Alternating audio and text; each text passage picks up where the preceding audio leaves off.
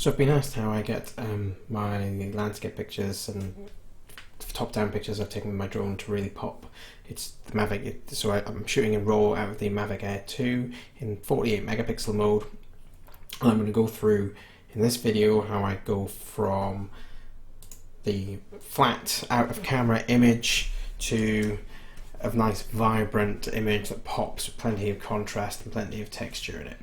So I'm going to walk through from the start. So we'll go back to the start. Now I tend to start from the top and work my way down.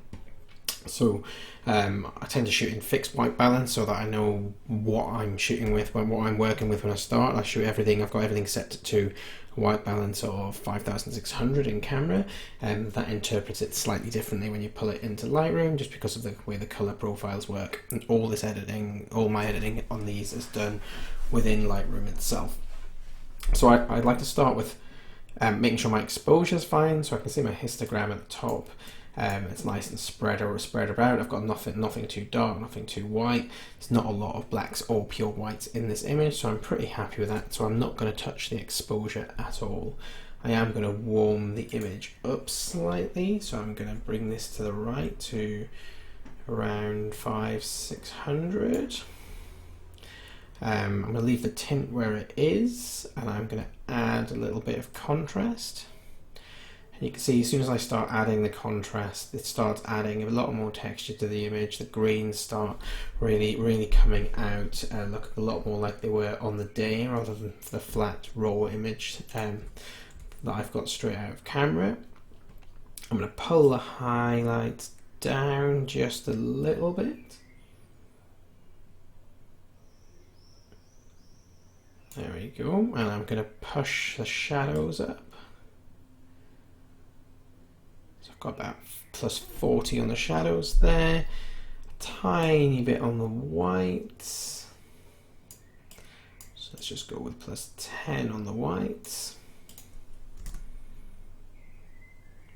and then push the blacks up a bit as well. So yeah, let's go with 20 on the blacks.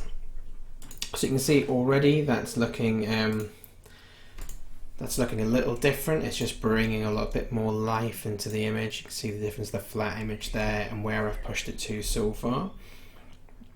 I then want to start adding a little bit more punch, a little bit more texture to the image. So the way I'm going to do that, I'm going to add some micro contrast. So I'm going to use the clarity slider, and I'm just going to push 5 clarity into that. And then I really like the dehaze slider, even though it's not a hazy image. The dehaze slider adds some really nice look brings out some really nice detail in landscapes and things where I've got quite a lot of structure to them. So I'm going to pop this up. I'm going to bring that all the way up to 35. There you go. So you can see, especially around the top here, where there's quite a lot of texture there. That's now showing all the texture off really nicely, and these roots coming through the cliff face. So you can see, rather than this quite flat image where they're all kind of blended in, they now really stand out. You can really see the patterns and everything in there, like really popping out. And that's one of the reasons I like shooting down like this. It's just for all the textures and everything you can see in the images. So I want to add a little bit more color to it. So I'm gonna push a little bit more saturation in it. Let's go with 5 saturation, and I'm going to push the vibrance up a bit. So what the vibrance does is it increases, it boosts the colours that are used less often in the image. So I'm going to push that up to 10, and then we've got a really nice bit of colour in there. So if you can see, if I reset that now, and go back to where we are so far, this has only taken a couple of minutes to get to this point. And then I'm going to come down to the tone curve, and I'm just going to push an S curve into the tone. You could use one of the presets, so medium, medium one's a bit flat for me.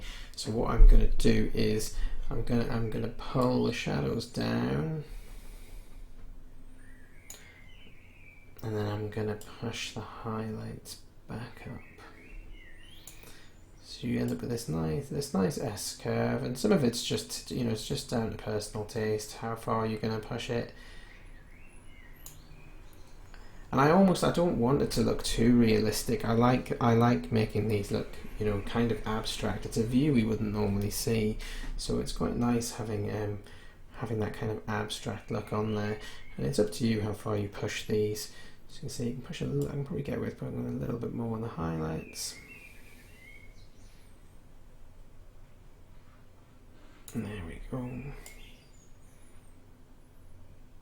And you can just kind of play with these. You'll know when you've gone too far. I mean, obviously, if you start pulling it over there, everything's going to go black. So just leave. And I'm not going to touch the color channels. I'm just going to do this on the on the RGB channels. I'm not going to touch the color channels.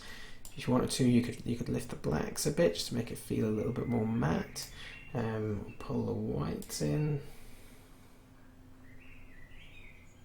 But it's not really needed, so I'm going to leave it there. This nice, almost perfect S curve. You could play with add a point on the mid-tones, push a little bit more into the mid.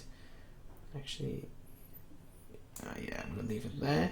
And then all I'm going to do to finish that off is I want to straighten the image up, and sometimes these work quite well. There's no, if there's straight lines in it, I would just use the transform. It does it pretty easily for if there's any verticals in it.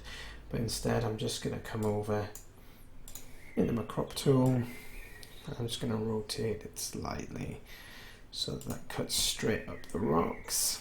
And there you go. It's taken probably no more than 5 minutes without talking over it, and you've gone from that really flat image there to something really nice and punchy. It looks quite abstract. The colours all pop, and I think that would look fantastic printed. The sea almost looks like a painting in this.